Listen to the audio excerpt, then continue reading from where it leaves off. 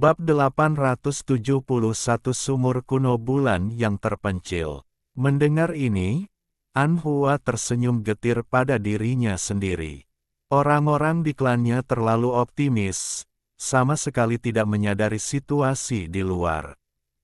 Kau kembali tepat waktu. 2 hari lagi akan menjadi ulang tahun kepala klan dalam. Menurut tradisi, upacara besar akan diadakan, dan semua ras yang berafiliasi dengan klan Harimau Api kita akan datang untuk memberikan ucapan selamat.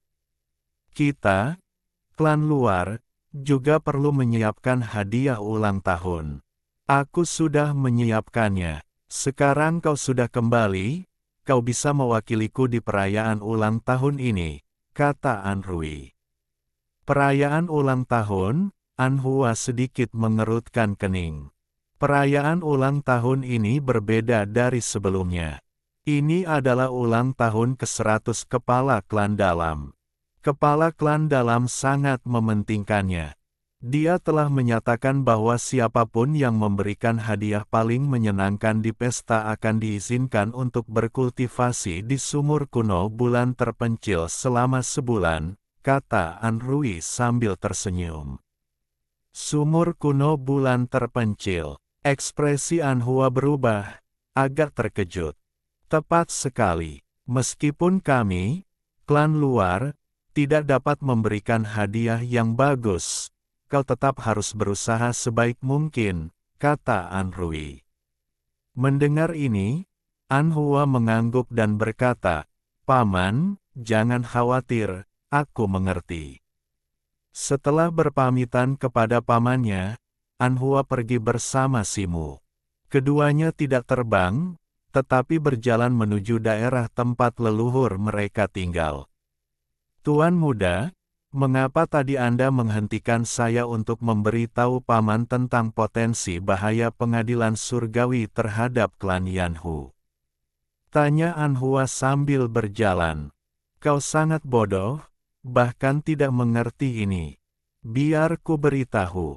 Kau baru saja kembali ke klan dan belum sepenuhnya menyadari banyak perubahan di dalam klan.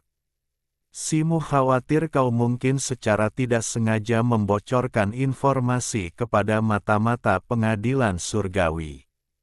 Cair mengepakkan sayapnya dan berkata dengan agak sombong. Pamanku telah mengelola klan luar untuk waktu yang lama dan selalu memperlakukanku dengan baik. Dia pasti bisa dipercaya, kata Anhua dengan sungguh-sungguh. Saat ini, siapapun di klan Yanhu bisa menjadi mata-mata untuk pengadilan surgawi. Begitu niat kita terungkap, tindakan kita di dalam klan Anda akan terhambat di setiap langkah. Oleh karena itu, hanya kita berdua yang dapat menyelidiki rencana pengadilan surgawi. Kita tidak bisa mempercayai orang lain, kata Simu. Apa yang Anda katakan masuk akal, Tuan Muda.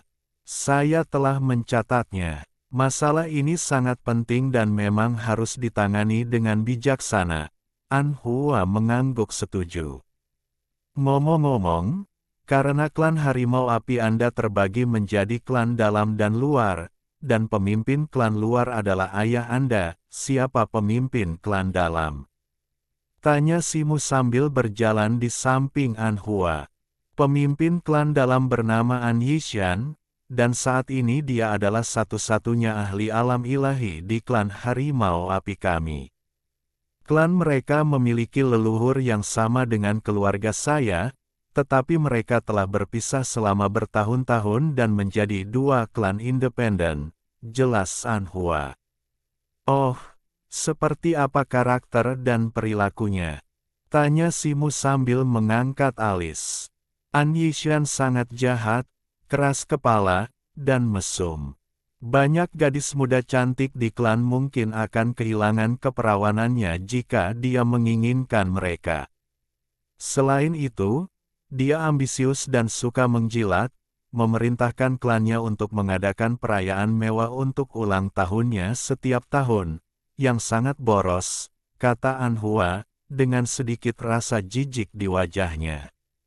Petik 2. Bagaimana mungkin orang yang begitu hina bisa menjadi pemimpin klan? Tanya Simu, alisnya berkerut. Sayangnya, klan Harimau Api tidak seperti dulu lagi. Memiliki satu ahli alam ilahi saja sudah merupakan prestasi yang luar biasa. Terlebih lagi, karena kultivasinya melampaui anggota klan lainnya, tentu saja tidak ada yang bisa manage.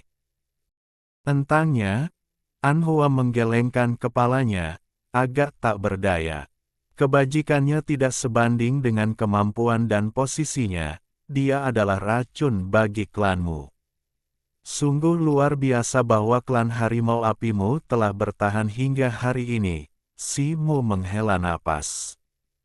Terlepas dari segalanya, perayaan ulang tahun tahunan ini saja sudah merupakan pengeluaran yang cukup besar bagi klan Harimau Api. Sumber daya yang dikonsumsi semuanya dibayar oleh ras-ras kecil yang bergantung pada klan Harimau Api. Hal ini memaksa klan Harimau Api untuk mempertimbangkan kelompok-kelompok yang bergantung ini dalam banyak hal. Terkadang, bahkan ketika mengambil keputusan klan, pihak luar ini dapat ikut campur, tambah Anhua, seolah teringat sesuatu. Jika demikian, di mana prestise klan Harimau Api? Bagaimana mereka akan memimpin suku-suku bawahan mereka di masa depan?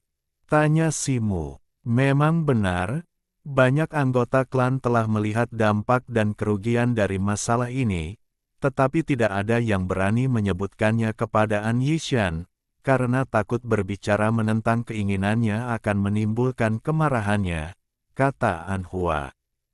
Ngomong-ngomong, apa itu sumur kuno bulan terpencil yang disebutkan pamanmu tadi? Tanya Simu lagi. Sumur bulan terpencil adalah tempat misterius di bintang Raja Harimau kita. Setiap malam, ketika bulan tinggi di langit, sumur bulan terpencil menghasilkan energi bulan misterius, yang sangat bermanfaat bagi para kultivator. Ia juga memiliki efek magis untuk meningkatkan kekuatan garis keturunan ras iblis, jelas Anhua. Situ, garis keturunan kera raksasa penembus langitmu baru saja terbangun. Kurasa sumur bulan terpencil mungkin berguna bagimu, Cair mengirimkan suaranya kepada Simu. Bagaimana menurutmu? Apakah kau ingin berkultivasi di sumur bulan terpencil? Simu tersenyum dan bertanya kepada Anhua. Tuan muda, saya baru-baru ini naik ke puncak peringkat suci, tetapi saya masih belum dapat memahami Dao Agung dan melihat sekilas jalan menuju alam ilahi. Jika saya bisa berkultivasi di sumur bulan terpencil, itu akan lebih dari yang bisa saya harapkan. Namun, dilihat dari kualitas harta yang dapat saya tawarkan, saya khawatir akan sulit untuk menonjol dari yang lain, dan harapan untuk mendapatkan kesempatan kultivasi sangat tipis, kata Anhua sambil tersenyum masam. Harta yang Anda tawarkan bukanlah masalah. Saya dapat memberikan beberapa bantuan, kata Simu sambil tersenyum. Apakah yang Anda katakan itu benar, Tuan Muda? Anhua sangat terkejut, berhenti, dan menoleh ke arah Simu.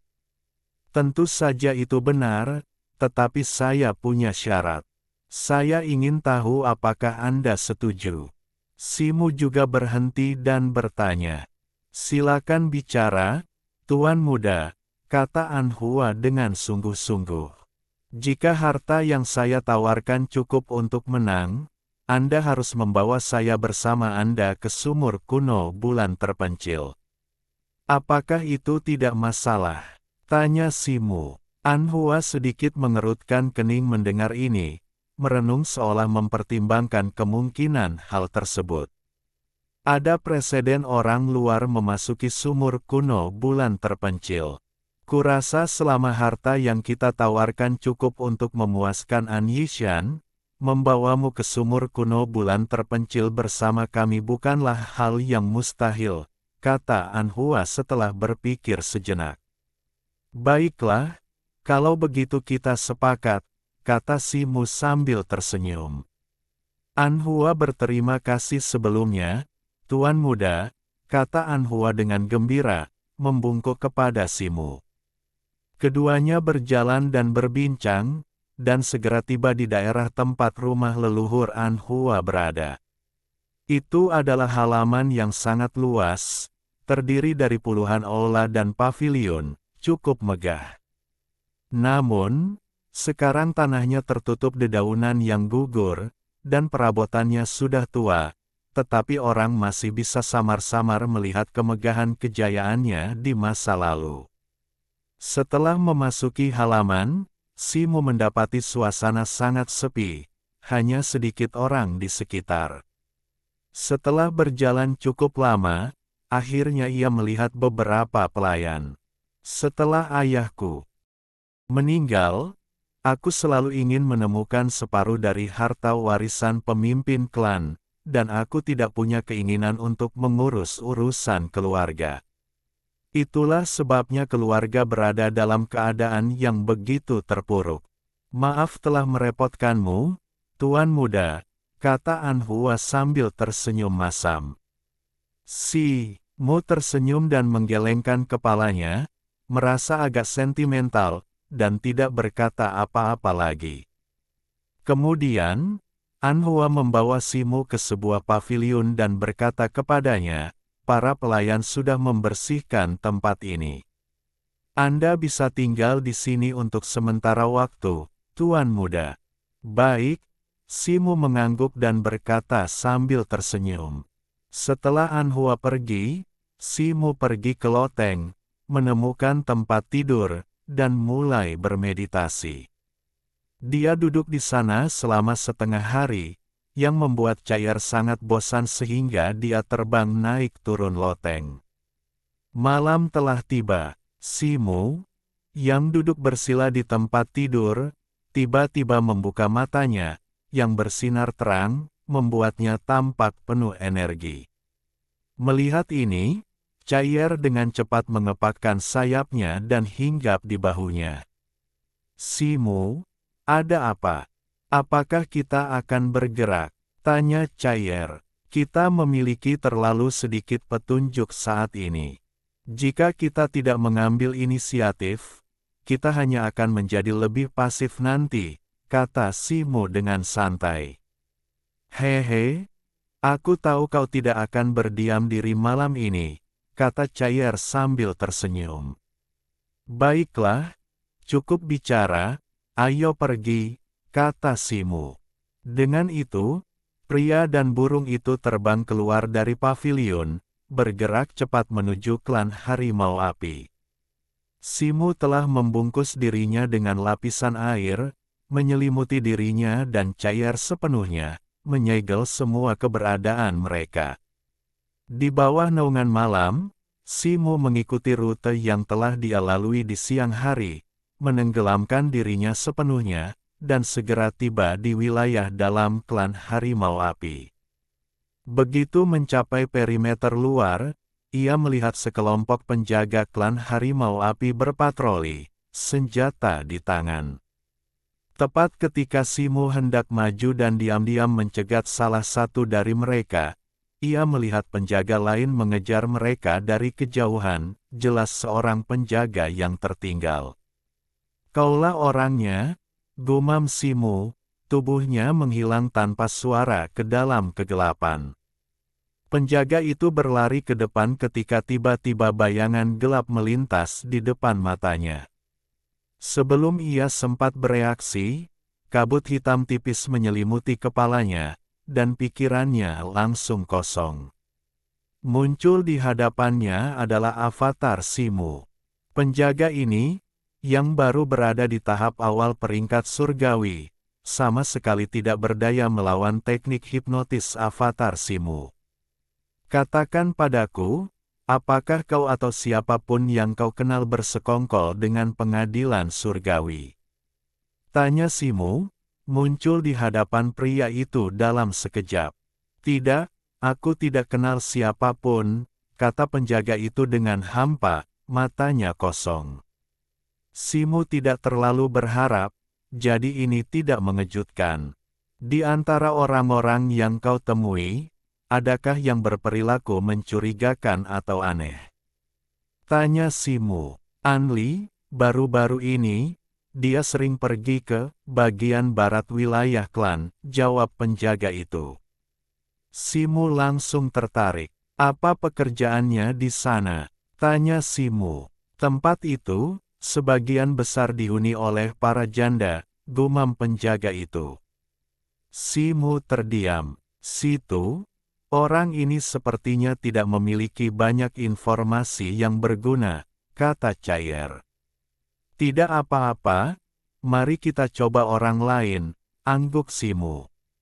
Setelah menghapus ingatan penjaga itu, Simu, bersama Cair dan avatarnya, menghilang ke dalam kegelapan. Sepanjang malam, Simu menggunakan hipnosis untuk menyelidiki lebih dari 100 anggota klan Harimau Api, tetapi tanpa hasil. Bab 872 Pesta Ulang Tahun. Setelah kembali dengan tangan kosong, Simu diam-diam kembali ke pavilionnya dan mengasingkan diri di siang hari. Malam berikutnya, ia menyelinap keluar lagi untuk menyelidiki klan Harimau Api. Namun, kali ini, belajar dari pengalaman sebelumnya, ia memutuskan untuk fokus pada anggota luar klan Harimau Api, menggunakan teknik hipnosis untuk mencari petunjuk. Meskipun malam itu sibuk, ia tetap tidak menemukan apapun. Hal ini membuat Simu semakin curiga. Apa yang sedang direncanakan pengadilan surgawi? Meskipun agak enggan, ia tidak punya pilihan selain kembali ke pavilionnya saat fajar mendekat. Hari ketiga adalah hari ulang tahun An Yishan, patriark klan dalam. Pagi-pagi sekali, An Hua datang ke pavilion Simu dan mengundangnya untuk pergi ke klan dalam. Simu langsung setuju. Upacara diadakan di aula utama klan dalam. Ketika Simu dan An Hua tiba, aula sudah ramai dengan kebisingan dan keramaian. Melihat melalui gerbang istana, aula yang luas itu dipenuhi orang-orang yang mengenakan berbagai warna pakaian, berdiri berdua dan bertiga, mengobrol santai, sebagian besar dengan senyum di wajah mereka.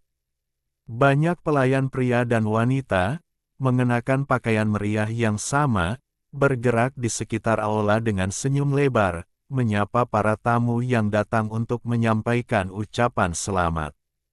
Simu dan An Hua mengobrol santai sambil berjalan memasuki aula. Ekspresi Simu tetap tidak berubah, tetapi diam-diam ia melepaskan indera ilahinya, dengan hati-hati mengamati sekeliling dan memperhatikan semua orang. Cair, di sisi lain, bersikap sopan, diam-diam bertengger di bahu Simu, matanya melirik ke sekeliling.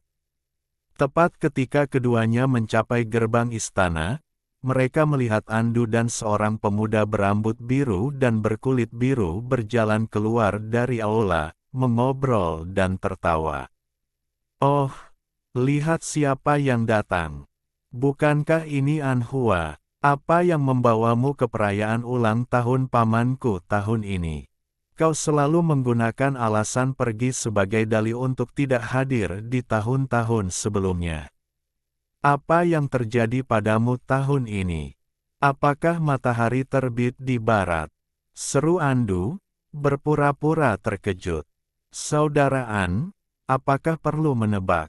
Bukankah sudah jelas? Dia ingin mendapatkan kualifikasi untuk berkultivasi di sumur kuno bulan terpencil, sela pemuda berambut biru dan berkulit biru itu. Oh, kalau begitu, aku ingin tahu barang bagus apa yang telah kau siapkan, An Hua. Apakah itu semacam sampah peninggalan leluhurmu, atau barang rongsokan yang kau kumpulkan setelah bertahun-tahun mengembara? Hahaha. Andu menggelengkan kepalanya dan berkata dengan sinis. Pemuda berambut biru itu juga tertawa terbahak-bahak. Mereka berdua bernyanyi serempak, sama sekali mengabaikan Simu dan temannya. Menurut mereka, klan luar Yanhu telah tertindas selama bertahun-tahun sejak kematian patriark mereka sebelumnya, dan sumber daya mereka langka. Mereka tidak mungkin dapat menyiapkan sesuatu yang berharga. Kedatangan Anhua jelas untuk menginginkan kualifikasi kultivasi di sumur kuno bulan terpencil di dalam klan, dan juga untuk menunjukkan tanda-tanda penyerahan diri. Wajah Anhua pucat pasi, tinjunya mengepal, dan tatapannya tertuju pada Andu tanpa mengucapkan sepatah kata pun. Andu, tentu saja, sama sekali tidak peduli, dan memasang ekspresi mengejek di wajahnya. Aku heran kenapa aku tidak melihat klan besar di sini, hanya sekumpulan klan kecil tanpa nama. Jadi patriark ini suka mengumpulkan barang rongsokan untuk merayakan ulang tahunnya. Hobi yang aneh. Cair, yang tidak pernah mundur dalam adu mulut, langsung membalas. Apa yang kau katakan? Mendengar ini, Andu langsung marah, matanya membelalak saat dia berteriak keras. Ekspresi pemuda berambut biru itu juga berubah, dan dia menatap Cair dengan sangat kesal. Namun, Cair sama sekali tidak takut. Dia bertengger di bahu Simu, membusungkan dada, dan juga menatap tajam Andu.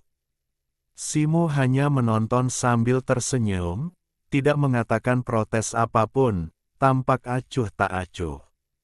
Melihat ini, aura Andu tiba-tiba meningkat, dan dia bersiap untuk menyerang. Senyum Simu tiba-tiba lenyap, tatapannya berubah tegas saat ia menatap Andu. Andu merasakan hawa dingin menjalar di punggungnya, seolah tatapan pria itu telah menembus rahasianya. Jantungnya berdebar kencang, dan auranya yang sebelumnya mendominasi melemah. Meskipun ia merasakan aura Simu hanya berada di peringkat sein awal, ia tetap merasakan sedikit rasa takut, dan auranya sendiri pun berkurang. Saudaraan, mengapa repot-repot dengan orang-orang malang ini? Kita punya urusan penting yang harus diselesaikan, kata pemuda berambut biru itu, kembali tenang dan menarik Andu ke samping saat ia melihat situasi berbalik melawannya. Andu mendengus dingin dan mengikuti pemuda berambut biru itu melewati Simu dan Andu, lalu pergi. Wajah Anhua tampak sangat tidak senang, tetapi akhirnya ia menahan diri dan tidak bertindak gegabah. Cair, di sisi lain, tampak sangat marah, masih bergumam sesuatu di bawah napasnya. Siapa pemuda di samping Andu itu? Dia jauh lebih terkendali daripada Andu, bukan? Simu bertanya, sambil memperhatikan kedua sosok itu menghilang di kejauhan. Orang ini bernama Lan Yu, tuan muda dari klan Kristal Biru, kata Anhua sambil menghela napas. Klan Kristal Biru. Kurasa aku belum pernah mendengar tentang mereka. Simu berpikir sejenak, tetapi mendapati dirinya tidak mengingat klan ini. Tuan muda, Anda mungkin tidak familiar dengan klan ini. Mereka hanyalah suku kelas 2, tidak terlalu berpengaruh di antara ratusan klan di wilayah Bintang Tianhe, tetapi saat ini mereka adalah klan bawahan terbesar dari klan Harimau Api kita. Suku ini cukup kuat dan sangat terampil dalam membuat bendera susunan dan lempengan susunan, sehingga mengumpulkan kekayaan yang cukup besar. Dari beberapa perspektif, kekuatan sumber daya mereka sudah sebanding dengan klan Harimau Api kita, lanjut Anhua. Terampil dalam membuat bendera susunan dan lempengan susunan memang bisnis yang bagus. Simu mengangguk sedikit dan berkata sambil tersenyum. Banyak susunan pertahanan klan kita dibuat oleh klan Kristal Biru, dan bahkan banyak susunan pertahanan klan dibuat dengan bantuan mereka. Mereka juga bertanggung jawab atas pemeliharaan dan perbaikannya, kata Anhua. Bukankah agak tidak pantas mempercayakan keamanan klan kepada suku bawahan? Kata Simu, alisnya sedikit mengerut.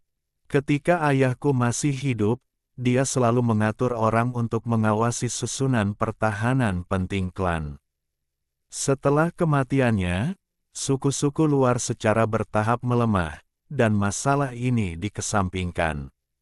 An Yishan dan Patriark klan Kristal Biru memiliki hubungan pribadi yang sangat baik, jadi dia tidak terlalu peduli dengan hal-hal ini, yang menyebabkan situasi saat ini, jelas Anhua. Mendengar ini, hati Simu tiba-tiba bergetar, dan dia melirik sekeliling. Sudah waktunya, ayo masuk, bisik Anhua. Simu mengangguk dan berjalan ke aula utama bersama Anhua tanpa mengeluarkan suara. Aula utama berkilauan dengan emas dan giok, lantainya dilapisi dengan material tembus pandang berwarna putih susu. Simu mengenalinya sebagai batu langka dan berharga, yang digunakan untuk menempa artefak spiritual kelas atas, menggunakannya untuk lantai sungguh sangat mewah. Dindingnya bertatahkan permata yang megah, permukaannya berkilauan dan memantulkan cahaya bahkan di siang hari bolong.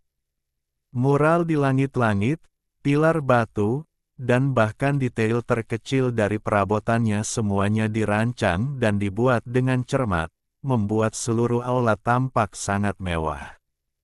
Simu sedikit mengerutkan kening, belum terbiasa dengan cahaya yang menyilaukan ini, terutama dekorasi yang mencolok. Simu, kau benar-benar orang desa, kau belum pernah melihat yang seperti ini, gumam. Cair pelan. Simu melirik Cair, yang langsung terdiam. Kursi-kursi telah disiapkan di kedua sisi dan lebih jauh ke dalam aula utama, dan tampaknya pesta ulang tahun akan segera tiba, sebagian besar orang sudah duduk. Mereka yang berada di kedua sisi aula mengenakan berbagai macam pakaian, dan tingkat kultivasi mereka tidak terlalu tinggi, beberapa bahkan anggota alam surgawi, kemungkinan dari suku-suku bawahan klan Harimau Api. Setelah melihat Anhua masuk, hanya beberapa dari suku-suku bawahan yang memiliki hubungan baik dengan orang luar yang berdiri untuk menyambutnya, sebagian besar tetap duduk. Saat ini, di dalam klan Harimau Api, suku dalam mendominasi, dan ada banyak konflik antara suku dalam dan luar. Suku-suku bawahan ini tentu saja tidak ingin menyinggung suku dalam. Anhua tidak peduli dengan sikap mereka dan berjalan maju bersama Simu. Di sini, beberapa anggota dari klan Harimau Api bagian dalam dan luar muncul, dan beberapa dari mereka mengenali Anhua dan menyapanya. Sesaat kemudian, Simu dan Anhua tiba di barisan depan kursi. Ada 3 kursi di sana, Andu dan Lan Yu sudah duduk di 2 kursi, mengobrol dan tertawa. Anhua dan Simu berjalan ke kursi ketiga dan duduk. Dikelilingi oleh para penjilat, Andu dan Lan Yu tampak sangat kontras dengan Anhua, yang sendirian hanya ditemani Simu. Beberapa saat kemudian, setelah semua orang duduk, sebuah pintu samping aula terbuka, dan seorang pria tua dengan pakaian mewah perlahan berjalan keluar, seketika membuat aula hening. Simu memandang pria tua itu, yang tampak berusia sekitar 60 tahun, agak kurus, dengan wajah yang berisi, kantung mata yang kendur, dan aura terlalu menikmati anggur dan wanita. Aura pria tua itu memang mencapai alam ilahi, tetapi hanya pada tahap awal. Simu melirik pria tua itu secara sengaja atau tidak sengaja sebelum mengalihkan pandangannya. Keponakan Andu, semoga paman merayakan ulang tahunnya selama 1000 tahun.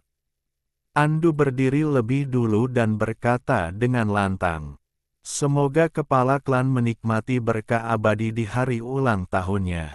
Yang lain juga segera berdiri, menyampaikan ucapan selamat mereka secara serentak. An Yishan tertawa terbahak-bahak, berjalan ke kursi utama dan duduk.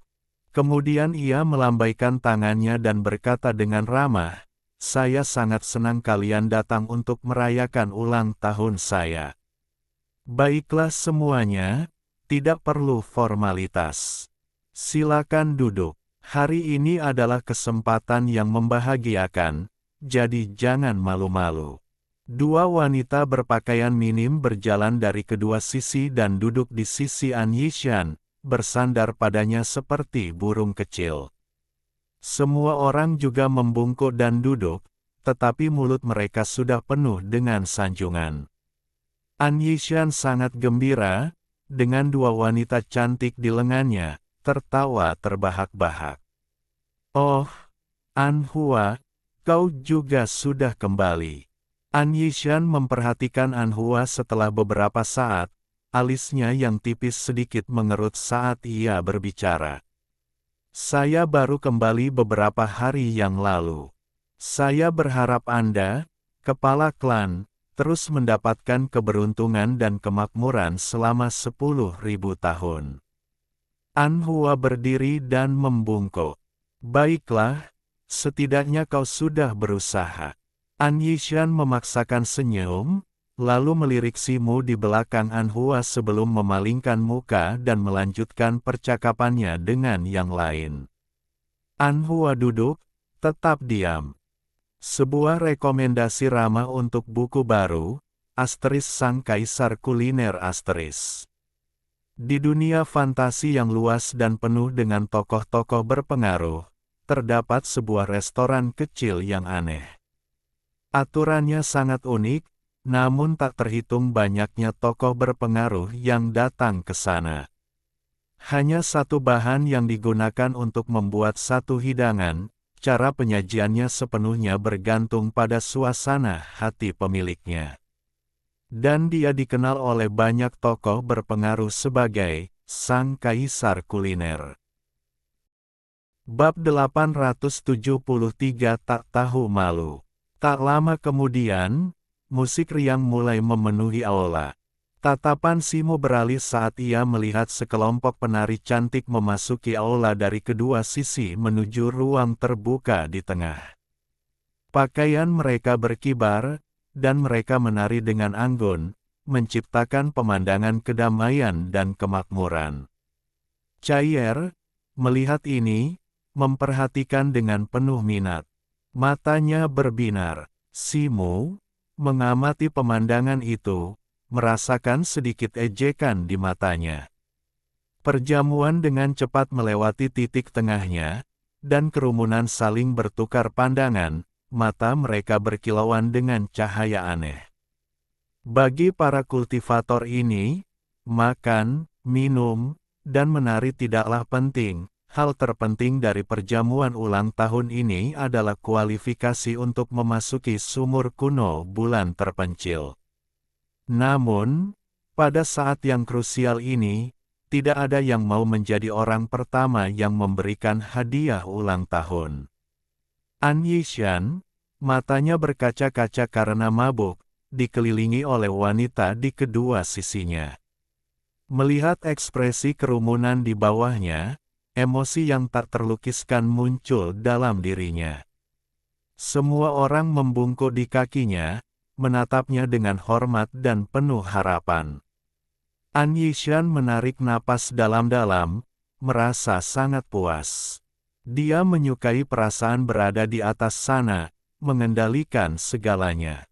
"Saya Yansan dari klan Serigala Biru, mempersembahkan sebotol pil mimpi mistik.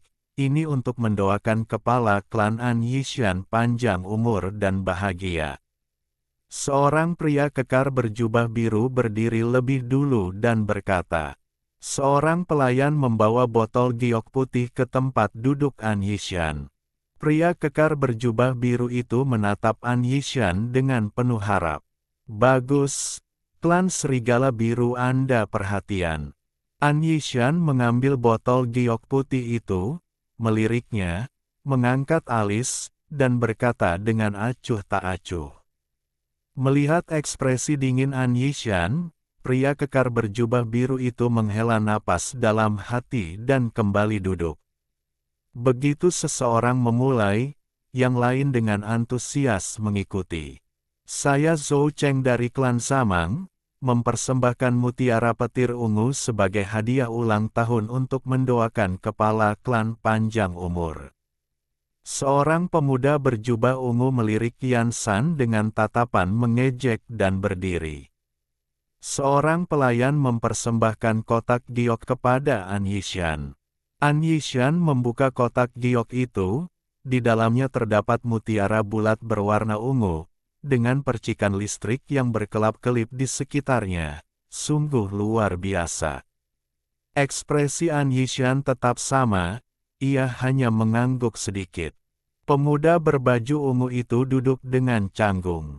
Satu persatu, orang-orang mempersembahkan hadiah mereka, tetapi tidak ada satupun yang sangat berharga. An Yishan sebagian besar melirik mereka dengan acuh tak acuh, beberapa bahkan tidak melihatnya, hanya melambaikan tangannya untuk menyuruh mereka menyimpan hadiah setelah mendengar nama mereka. Tak lama kemudian, hampir semua orang di aula telah mempersembahkan hadiah mereka, tetapi An Yishan tetap tenang dan terkendali, ekspresinya masih ramah, meskipun sedikit rasa jijik terselip di matanya. Semua mata tertuju pada 3 orang yang duduk di depan, Lan Yu, An Du, dan An Hua. Hanya ketiga orang ini yang tetap duduk dengan tenang sepanjang acara. Tatapan An Yishan perlahan menyapu, sedikit antisipasi terlintas di matanya. Hehe, karena semua orang telah mempersembahkan hadiah mereka, aku tidak boleh ketinggalan. Bawalah hadiahku. Lan Yu melirik Andu dan yang lainnya, lalu berdiri lebih dulu. Beberapa pelayan membawa nampan besar, lebih tinggi dari orang dewasa. Kain merah besar menutupi nampan, diselimuti penghalang pelindung yang melindungi indera ilahi, mencegah siapapun melihat apa yang ada di bawahnya. Orang-orang berbisik di antara mereka sendiri. Lan Yu tersenyum tipis, melangkah maju, dan menarik kain itu, memperlihatkan pohon karang merah tua yang lebih tinggi dari manusia. Pohon itu memancarkan cahaya merah tua yang samar dan aroma yang lembut dan menyenangkan. Cabang-cabangnya secara halus membentuk karakter, umur panjang, sebuah mahakarya kerajinan. Ini adalah giok darah karang berusia 10.000 tahun. Keheningan sesaat menyelimuti aula. Tak lama kemudian, seseorang mengenali pohon karang itu dan berseru kaget. Mata Simu berkedip. Giok darah karang berusia 10.000 tahun adalah material yang sangat berharga, mengandung aura giok darah yang menyehatkan darah dan ki, dan dapat digunakan untuk memurnikan beberapa ramuan berharga. Pohon giok darah karang ini sangat besar dan berharga, bisa dibilang hadiah paling berharga sejauh ini. Terlebih lagi, bentuk pohon karang yang membentuk karakter, umur panjang, menjadikannya hadiah yang lebih luar biasa. Luar biasa, keponakan Lan Yu, kau sangat perhatian. Aku sangat menyukai hadiah ini. An Yishan memberi isyarat kepada kedua wanita cantik di sampingnya untuk pergi, berdiri, dan menatap pohon karang dengan mata berbinar, berkata, "Luar biasa, 3 kali. Aku senang paman menyukainya." Lan Yu tersenyum tipis, menangkupkan tangannya untuk memberi hormat, dan duduk. Simu melihat ekspresi tenang Lan Yu dan sedikit rasa terkejut terlintas di matanya. Kakak Lan Yu telah memberikan hadiah yang begitu berharga. Dibandingkan dengan ini, hadiahku jauh lebih rendah. Aku malu untuk memberikannya. Andu berdiri dan berkata sambil terkekeh, melambaikan tangannya. Sebuah patung perunggu merah tua muncul begitu saja. Patung itu setinggi 7 atau 8 zang dan jelas merupakan penampilan An Yishan, tetapi ia tampak jauh lebih muda daripada An Yishan. Di belakang patung itu terdapat banyak karakter kecil, yang menggambarkan kontribusi masa lalu An Yishan kepada klan Yanhu. An Yishan menatap patung itu, matanya bersinar terang, dan mengangguk sedikit. Paman, ini hadiah dari keponakanmu.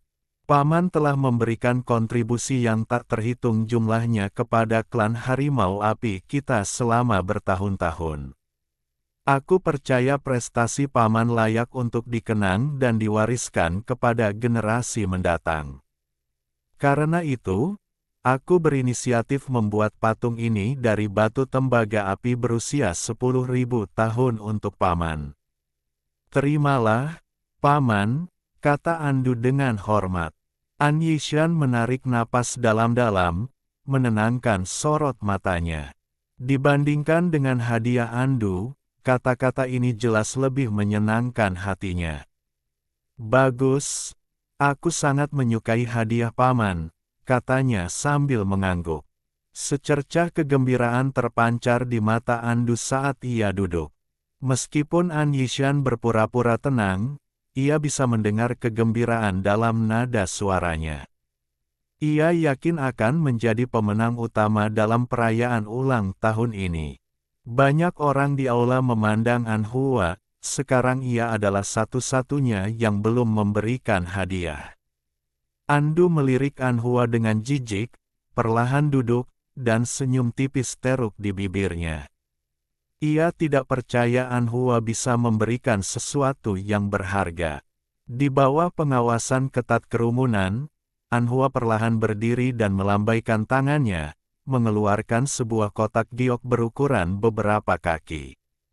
Ini hadiahku, kuharap pemimpin klan menyukainya, katanya dengan tenang tanpa bertele-tele.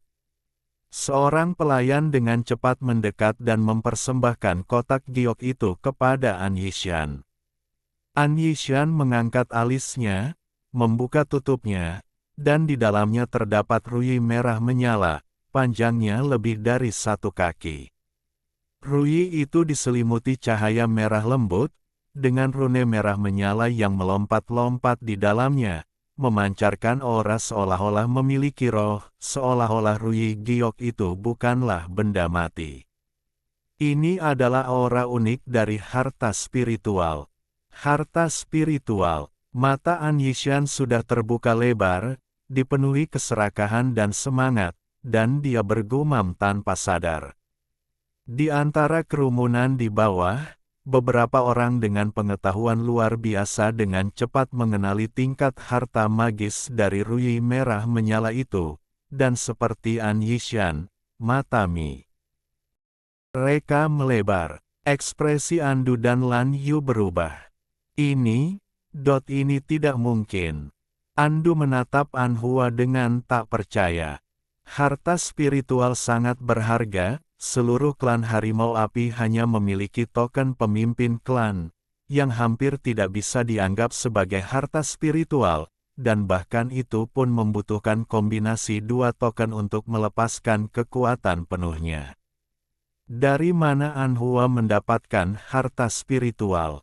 Melihat ekspresi semua orang dan An Yishan, An Hua merasa lega dan memberikan tatapan terima kasih kepada Simu. Dia tidak menyangka Simu akan memberinya harta spiritual sebagai hadiah. Simu tetap tenang, dia benar-benar tidak kekurangan harta spiritual. Ruyi giok ini hanyalah harta spiritual biasa yang dia peroleh dari ahli alam ilahi istana surgawi yang telah dia bunuh di kota Siang. Itu tidak banyak berguna baginya, dan sekarang dia menawarkannya sebagai hadiah. Karena dia lebih tertarik pada sumur kuno bulan terpencil. An Yishan membutuhkan waktu untuk menenangkan diri, tetapi dia masih tidak bisa menekan api yang berkobar di matanya dan melambaikan tangannya untuk menyimpan ruyi api itu. Hehe, hadiah Anhua juga sangat sesuai dengan seleraku. Ia berkata, perlahan duduk, tetap diam, pandangannya beralih antara Andu dan Anhua. Melihat ekspresi An Yishan, Anhua tiba-tiba merasakan firasat buruk. Perbedaan antara hadiahnya dan hadiah Andu jelas bagi semua orang, tetapi alis Simu sedikit mengerut. Semua orang di aula menatap dengan ekspresi aneh yang serupa. An Yishan terdiam sejenak, lalu tersenyum dan berkata, hadiah semua orang sangat berharga, tetapi yang paling sesuai dengan seleraku. Semua orang di aula menahan napas, mendengarkan dengan saksama. Benar, keponakanku yang baik, hadiah Andu. An Yishan berhenti sejenak, lalu mengumumkan dengan lantang. Andu, yang agak gelisah, terkejut mendengar ini, lalu sangat gembira. Ia berdiri, menarik napas dalam-dalam, dan dengan hormat membungkuk kepada An Yishan. Terima kasih, Paman. Semua orang di aula saling bertukar pandang, dan untuk sesaat, selain suara gembira Andu, seluruh aula hening. Simu mengerutkan kening, menatap An Yishan seolah-olah melihatnya dari sudut pandang yang sama sekali baru. Dia belum pernah melihat orang yang begitu tidak tahu malu sebelumnya. Anhua, yang dipenuhi amarah, tiba-tiba berdiri. Anhua, apa yang ingin kau katakan? Sebelum Anhua sempat berbicara, An Yishan mengerutkan kening dan menegurnya dengan suara berat. Kepala klan, jelas bagi semua orang hadiah mana yang lebih berharga, hadiahku atau hadiah ucapan selamat dari Andu. Aku tidak bisa menerima keputusanmu. Di mana keadilan dalam masalah ini? Anhua menahan amarahnya. Jika Ruyi Api itu miliknya sendiri, itu tidak akan terlalu buruk, tetapi itu adalah harta Simu, dan An Yishan telah menelannya begitu saja. Dia tidak bisa menerimanya. Dia harus memberi Simu penjelasan, apapun yang terjadi. Kelancaran, Anhua, berani-beraninya kau berbicara kepada kepala klan seperti itu. Andu melangkah maju, menatap Anhua dengan tatapan mengejek. Anhua, meskipun hadiahmu memang lebih berharga, seperti yang kukatakan sebelumnya, hadiah siapa yang lebih menyenangkan hatiku. Dalam hal ini, hadiah ulang tahun Andu lebih unggul, kata An Yishan dingin. Kemarahan Anhua semakin memuncak, dan dia hendak mengatakan sesuatu lagi ketika Simu dengan lembut menariknya dan mengirimkan pesan. Anhua mengerutkan kening dan perlahan duduk. Melihat reaksi Anhua, An Yishan mengira dia telah menyerah dan senyum puas muncul di wajahnya. Sumur kuno bulan terpencil hanya dapat dibuka sekali setiap 100 tahun, sebuah kesempatan langka, dan dia tidak akan pernah mengizinkan orang luar untuk masuk, terutama bukan putra dari mantan kepala klan orang luar. Meskipun masalah ini tidak ditangani dengan sangat elegan, dia telah mengkonsolidasikan kekuasaannya atas klan Harimau Api dan tidak takut dengan apa. Bab 874 Perubahan tak terduga. Orang-orang di sekitar Anhua bereaksi dengan berbagai ekspresi. Para anggota klan Harimau Api, yang menghadiri pesta ulang tahun dan berasal dari ras lain, menggelengkan kepala dengan iba. Mereka merasa tak berdaya untuk membantu kesulitan Anhua, dan banyak yang bahkan menyimpan rasa dendam terhadapnya. Mereka yang berasal dari ras lain dan ras afiliasi yang duduk di kedua sisi aula, yang sudah memandang rendah Anhua, kini menatapnya dengan sedikit ejekan. Namun, Anhua tampaknya tidak menyadarinya. An Yishan perlahan duduk juga. Tepat saat itu, langkah kaki berat terdengar dari luar, menarik perhatian semua orang di aula. Simu juga mendongak dan melihat seorang pria paruh baya berjubah biru, dengan aura yang berwibawa, melangkah masuk ke aula. Sebagian besar yang hadir tampaknya mengenalinya, dan terdengar gumaman kecil. Hehe, siapa yang ada di sini? Ini kakak Lan Chen. Lama tidak bertemu, apa yang membawamu kemari hari ini? An Yishan tersenyum lebar, bangkit dari tempat duduknya untuk menyapa pria paruh baya berjubah biru itu.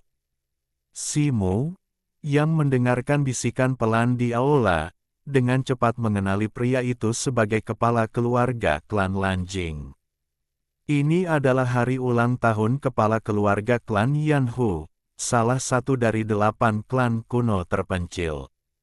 Bagaimana mungkin aku, Lan Chen, tidak datang untuk mengucapkan selamat?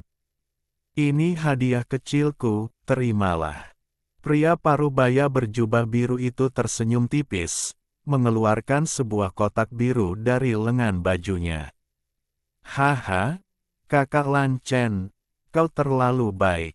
Aku sudah sangat senang kau datang, apalagi yang kau inginkan.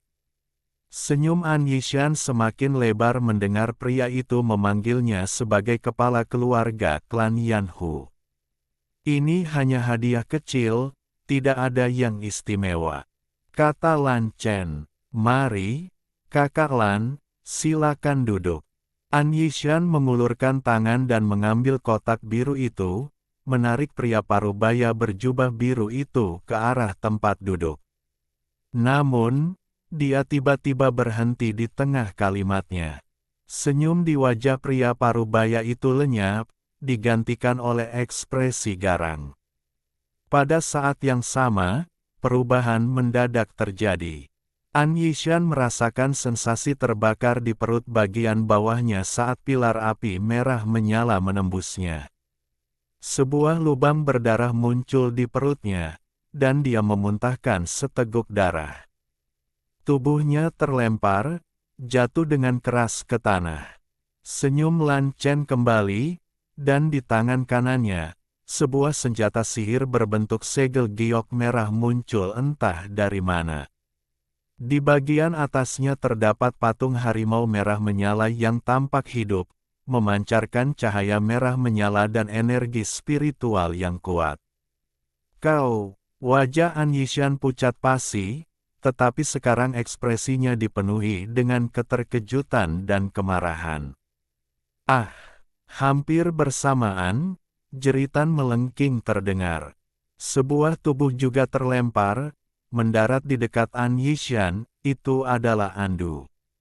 Sebuah lubang besar hancur di dadanya, memperlihatkan tulang-tulang pucat di bawahnya. Lan Yu, yang tadi duduk di tempat Andu berada, sekarang ada di sana, memegang palu biru pendek, senyum tipis di wajahnya. Peristiwa ini terjadi dengan cepat dan tak terduga, tidak hanya An Yishan, seorang kultivator di alam ilahi, yang tiba-tiba terluka parah, tetapi bahkan Andu, bintang yang sedang naik daun dari klan Harimau Api, juga terluka parah. Nasibnya tidak diketahui. Di dalam aula, semua orang terdiam, menatap kosong ke arah Lan Chen dan Lan Yu.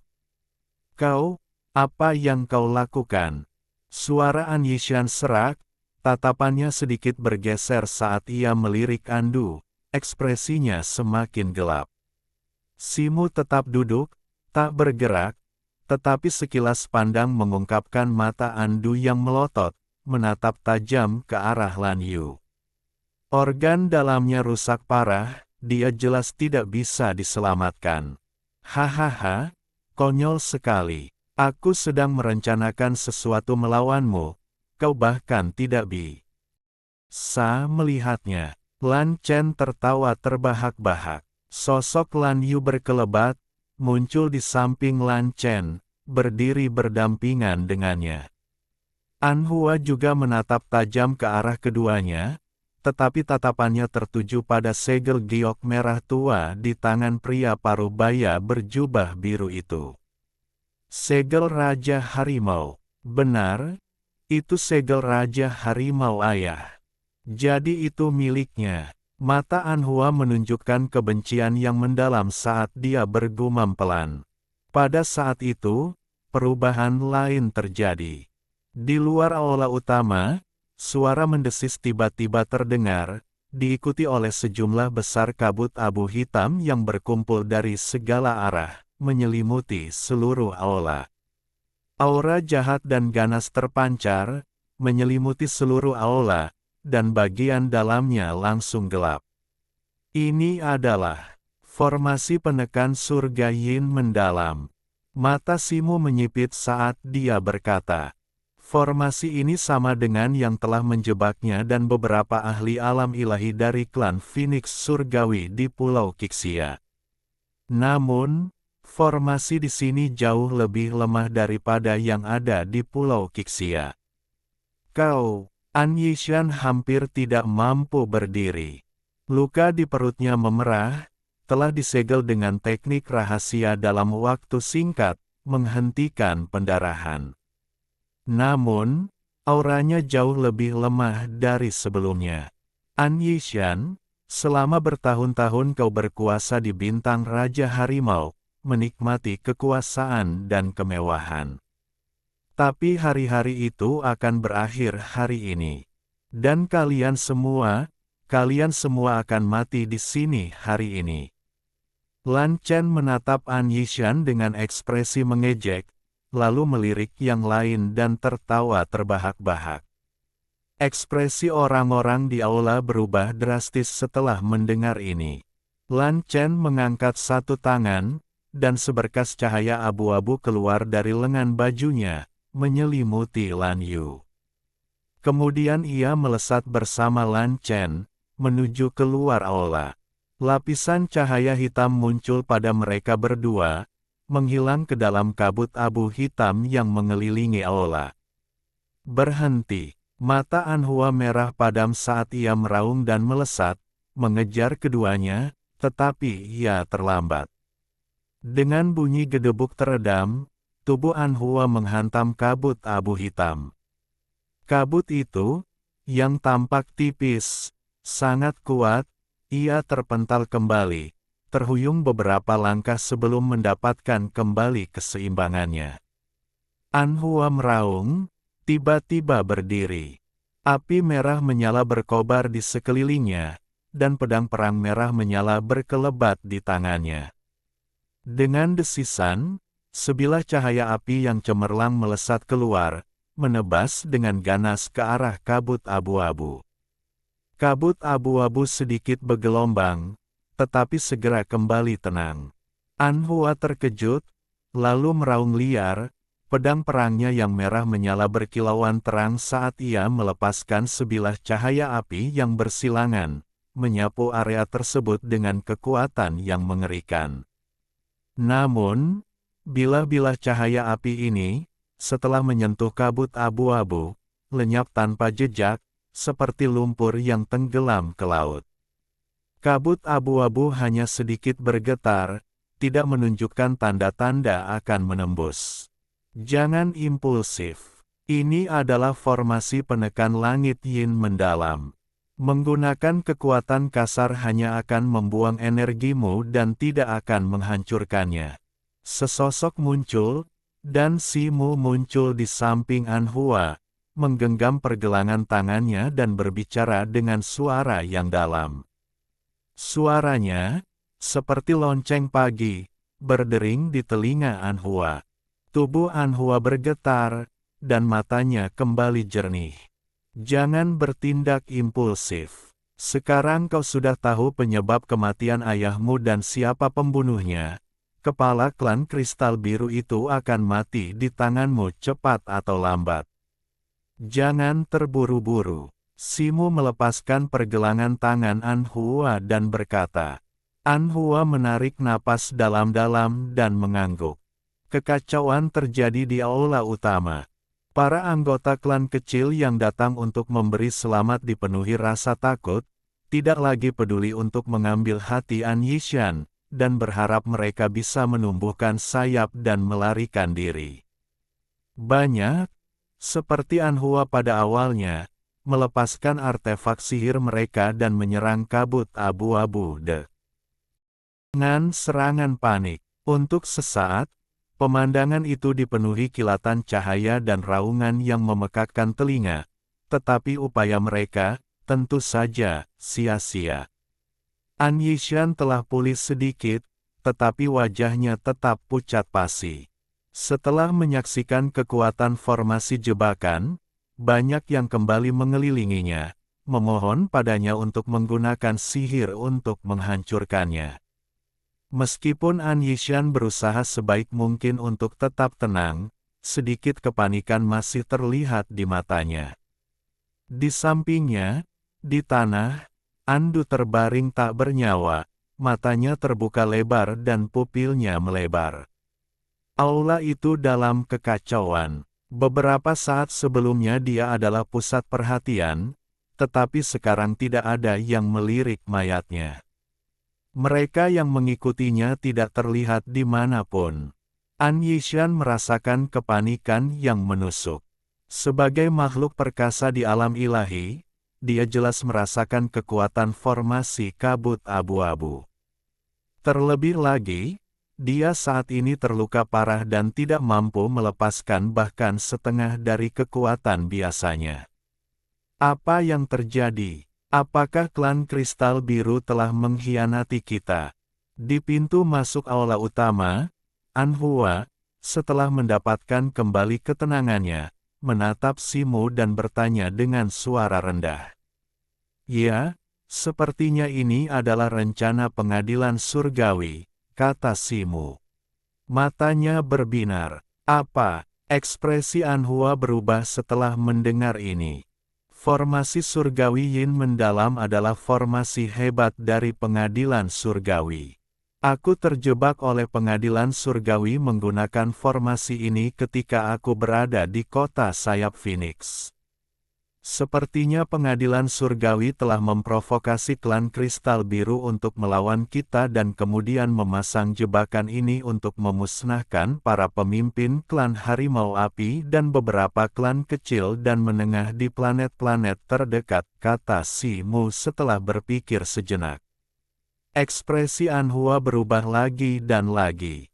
Pada saat itu, kabut abu-abu di sekitarnya bergolak, dan pusaran abu-abu yang tak terhitung jumlahnya dengan berbagai ukuran muncul, memancarkan cahaya abu-abu yang menyilaukan dan suara gemuruh yang rendah. Kepanikan mencengkeram wajah semua orang di aula saat mereka menatap kabut abu-abu itu. Apa yang terjadi? Wajah Anhua juga menunjukkan kepanikan. Mata Simu berkedip, tetapi dia menjadi lebih tenang.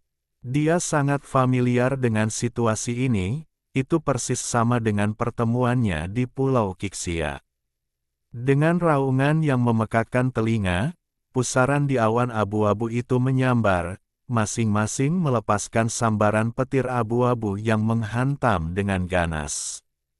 Simu sedikit mengerutkan kening, cahaya keemasan berkedip di sekitarnya saat armor emas terkunci 9 naga muncul, dan tongkat besi Rui terwujud di tangannya. Tetapi sesaat kemudian, dia tiba-tiba membeku. Boom! Semua sambaran petir abu-abu menghantam titik yang sama, semuanya menuju langsung ke An Yishan. Sebuah pikiran terlintas di benak Simu, dan senyum muncul di wajahnya. Melihat ini, ekspresi An Yishan berubah drastis. Dia meraung, dan cahaya merah menyala di sekelilingnya, menyebabkan segel merah muncul di atas kepalanya, identik dengan yang baru saja dipanggil oleh kepala klan Kristal Biru. Hamparan cahaya merah yang luas memancar dari segel tersebut, membentuk kanopi merah yang menyelimuti kepala An Yishan. Tepat ketika perisai cahaya merah itu terbentuk, kilat abu-abu yang tak terhitung jumlahnya menyambar, mengenai kanopi merah tersebut. Boom! Kanopi merah itu bergetar hebat, tetapi berhasil bertahan. Di bawah kanopi, wajah An Yishan memerah, dan dia memuntahkan seteguk darah. Bab 875 Persiapan yang baik. Di antara kerumunan di dekat Gunung Anyi, kecuali beberapa orang dengan tingkat kultivasi yang lebih tinggi yang berlari cepat, semua orang lainnya terjebak dalam dampak petir abu-abu. Tubuh mereka meledak tanpa sempat berteriak. Pemandangan ini membungkam yang lain di aula utama, yang dengan cepat menjauh dari Gunung Anyi. Gemuruh. Awan abu-abu terus berputar, cahaya berkedip di dalam pusaran, dan gelombang petir abu-abu lainnya menyambar, bahkan lebih kuat dari sebelumnya. Gunung Anyi meraung, tangannya bergerak seperti roda di depannya, menyalurkan semua energi batinnya ke dalam segel merah untuk menopang kanopi merah di atas kepalanya.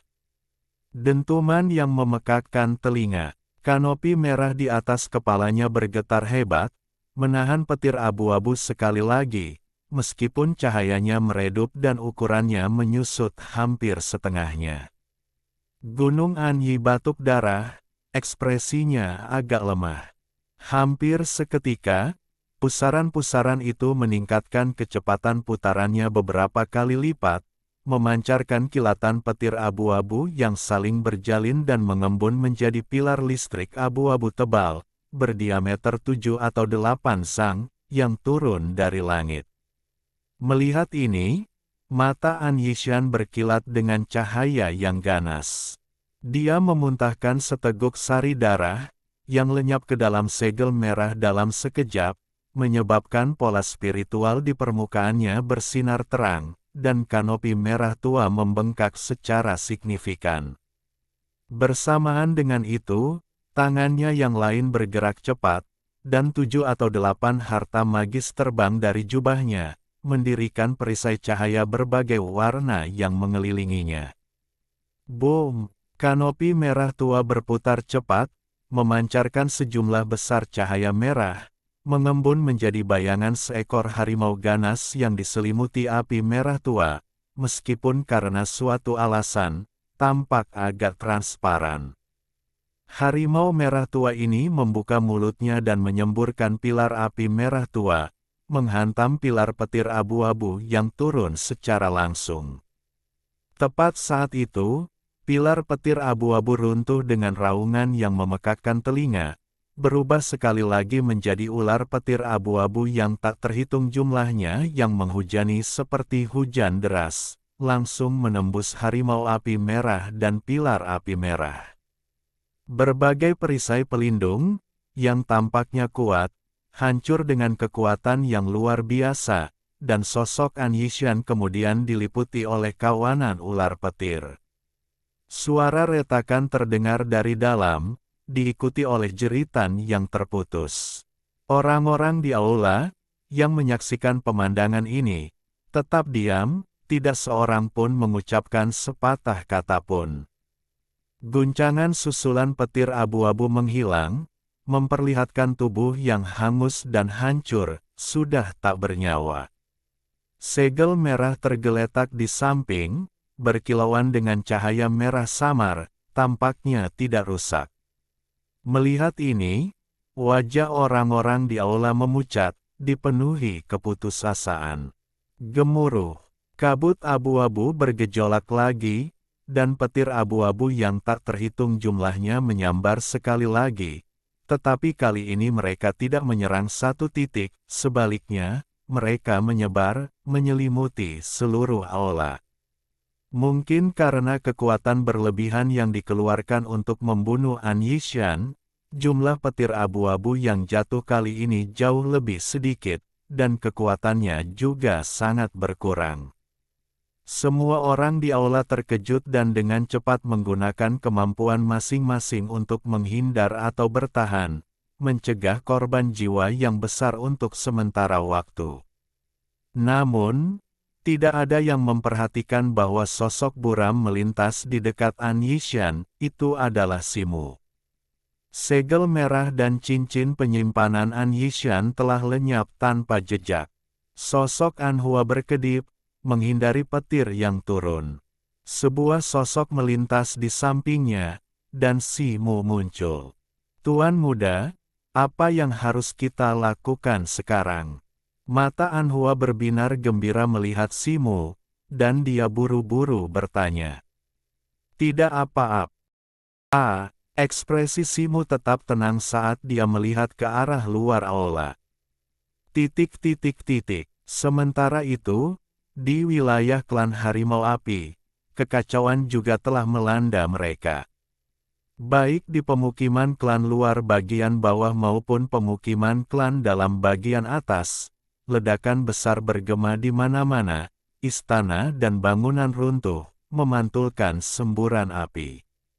Di wilayah klan Harimau Api, teriakan pertempuran bergema saat klan Kristal Biru, bersama dengan anggota pengadilan surgawi, tanpa henti mengejar dan membantai anggota klan Harimau Api. Dengan pemimpin klan, para tetua, dan pemimpin lainnya terperangkap di aula utama, klan Harimau Api kini seperti tumpukan pasir yang berserakan. Meskipun mereka bertempur dengan gigih melawan para penyerbu dengan keganasan yang luar biasa, mereka pasti berada dalam posisi yang tidak menguntungkan.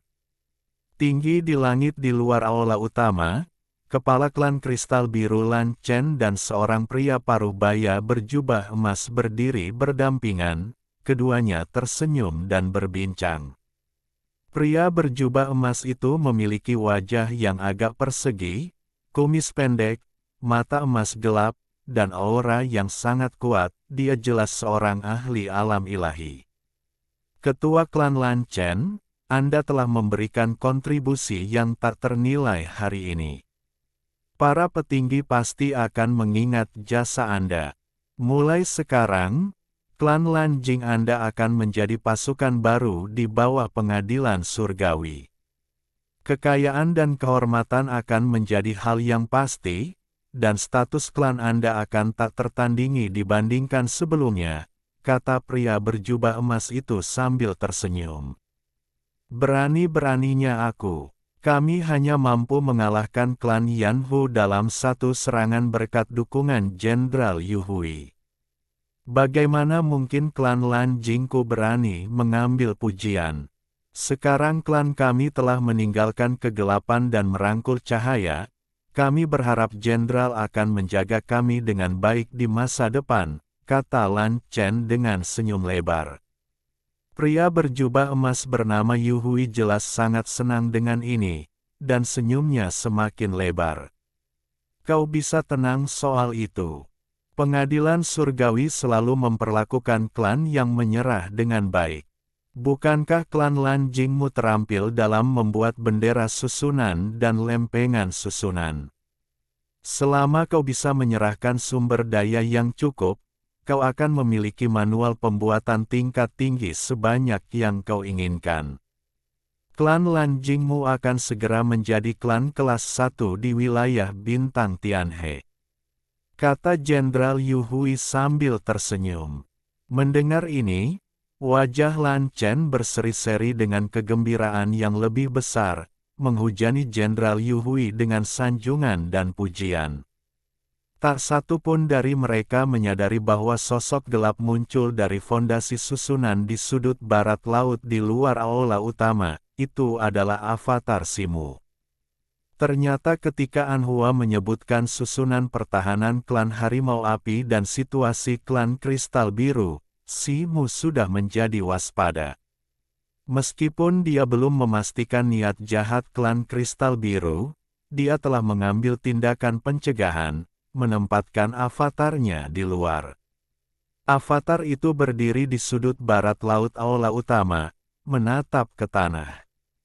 Di sana, tanah telah digali, menampakkan patung batu hitam yang setengah terkubur, kini berkilauan dengan cahaya gelap yang gemerlap.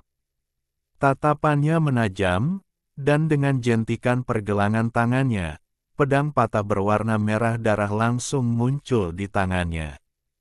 Dengan lengan terangkat, energi iblis melonjak dari pedang, cahaya merah darahnya menyala-nyala, seolah melepaskan binatang buas yang tak tertandingi. Dengan jentikan pedangnya, dia mengayunkannya ke bawah dengan ganas, melepaskan energi iblis yang melonjak dan menghantam patung batu hitam itu. Di dalam aula utama, kekacauan tidak menunjukkan tanda-tanda mereda. Klan Harimau Api dan suku-suku afiliasi yang datang untuk memberikan ucapan selamat sudah dalam kekacauan total, praktis menunggu kehancuran mereka. Siap, Simu menarik Anhua ke samping dan bertanya.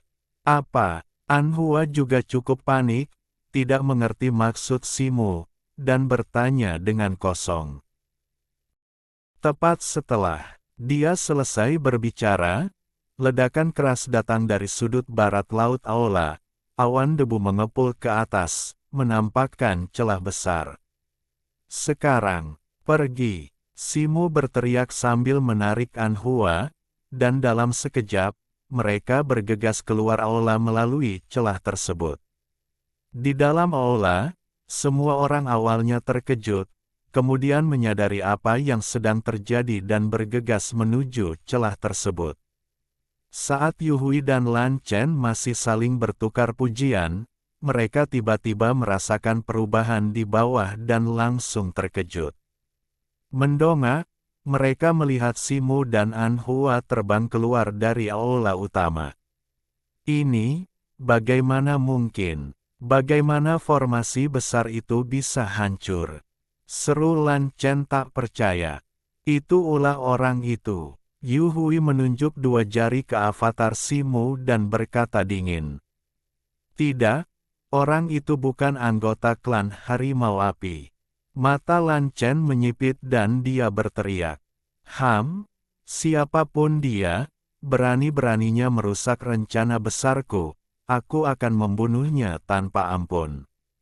Dengan itu, Yuhui bergerak dan terbang turun, menyerang avatar Simu. Avatar Simu menatap Yuhui dengan dingin, dan tanpa ragu, dia mengangkat pedang patahnya yang berwarna merah darah. Energi iblisnya melonjak, dan menyerbu maju, terlibat pertempuran dengan Yuhui. Melihat ini, tubuh Lan Chen bersinar terang, dan dia menyerbu turun bersama Jenderal Ilahi Yuhui.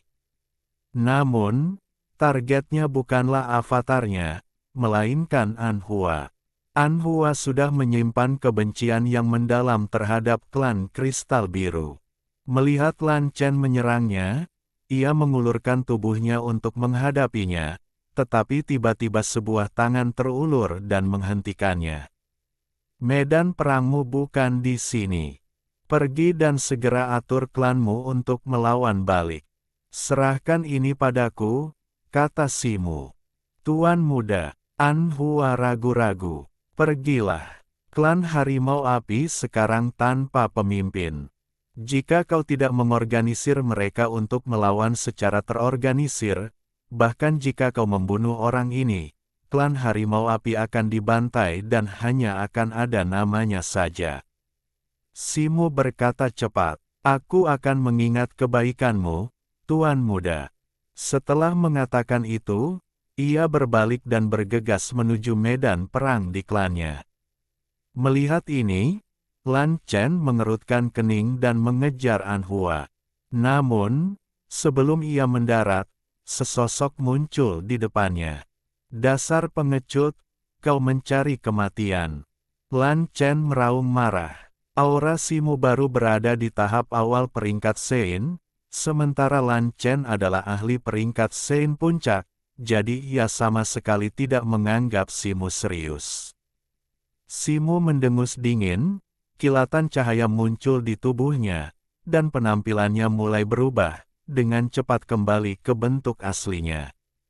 Auranya juga mulai meningkat secara stabil, mencapai puncak peringkat Sein. Lan Chen menyaksikan semua ini, mulutnya ternganga lebar, ekspresinya berubah dengan cara yang sangat menarik. Bagaimana ini mungkin? Siapa sebenarnya kau? Lan Chen bergumam. Simu tidak menjawabnya. Dengan jentikan pergelangan tangannya, cahaya keemasan berkilat, dan tongkat besi Rui muncul di tangannya. Mati! Simu berteriak dingin, dan sayap hitam putihnya tiba-tiba terbentang, menciptakan serangkaian bayangan di udara, dan tiba-tiba menyerang Lan Chen. Lan Chen diam-diam terkejut, dan tangannya tidak berani melambat bahkan untuk sesaat. Dia segera mulai dengan cepat membentuk segel tangan. Kilatan cahaya muncul di tubuhnya, dan papan catur besi hitam persegi tiba-tiba melayang keluar dan mendarat di bawahnya. Simu hanya merasakan kilatan cahaya gelap di bawahnya sebelum melihat papan catur persegi itu dengan cepat membesar, dengan cepat menutupi area seluas 10 kaki di sekitarnya. Bangkit! Teriak Lan Chen. Papan catur persegi itu segera naik dengan cepat, mendekati Simu.